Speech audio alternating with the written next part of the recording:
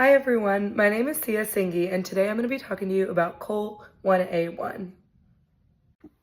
So COL1A1 plays a crucial role in forming type 1 collagen, which provides structure and strength to connective tissues, including skin, tendons, bone, and blood vessels.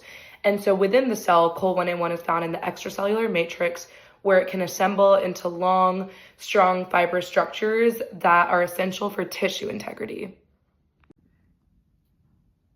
So first, let's take a look at the 3D shape of COL1A1. This protein has a long rope-like structure which forms a triple helix when 3 strands come together.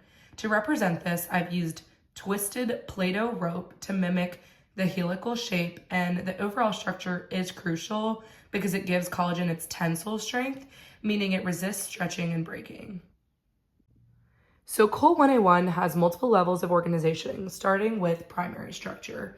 So this is a sequence of amino acids represented here by a string of tiny Play-Doh beads in different colors, and each color represents a different amino acid. So this is the secondary structure, and instead of an alpha helix, COL1A1 primarily forms a loose helix due to an abundance of proline, which disrupts tight coiling. I've represented this with a slightly coiled pink Play-Doh ribbon to illustrate the looser structure. And so I've kind of illustrated the tertiary and quaternary structure together.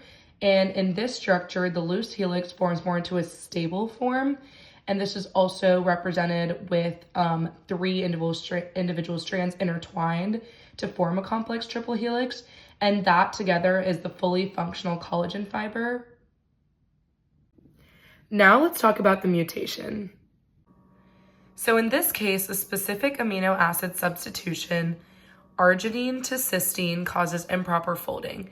So this mutation alters the charge and bonding ability of the protein, leading to instability in the collagen fibers.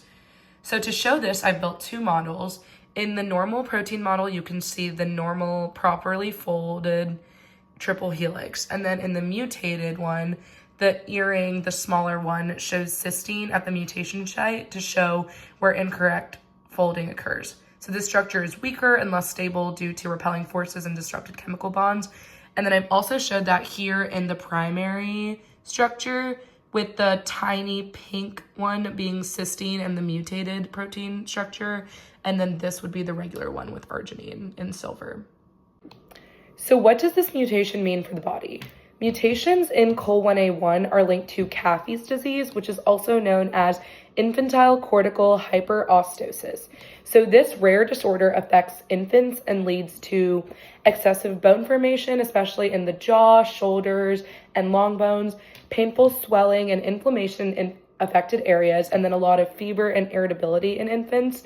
And so unlike some other collagen-related disorders that weaken bones, Caffey's disease causes an abnormal overgrowth and hardening of bones due to excessive collagen production. And so this can lead to like the swelling and inflammation that I mentioned earlier, but it usually resolves by early childhood.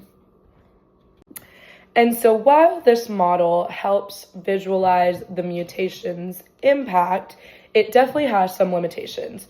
So for one, my model does not show like many molecular interactions. It doesn't show like hydrogen bonds or van der Waals interactions, which do show and play a major role in stability. It also does not include the effect of environmental influences. So like there's no effect of post-translational modifications like hydroxylation or glycosylation that are shown here. And then another thing is the mutation effects are definitely shown as oversimplified in my model.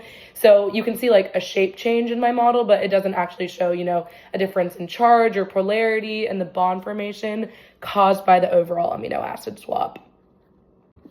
So in conclusion, COL1A1 is a vital protein for connective tissue structure, but mutations can lead to disorders like Caffey's disease, where excessive bone growth and inflammation can occur in infants. And while this condition often does resolve as children grow, I think studying these mutations can help us understand how collagen works and how we might want to treat related conditions. And I hope you guys enjoyed watching, and I hope this helped you understand the importance of COL1A1. Thank you.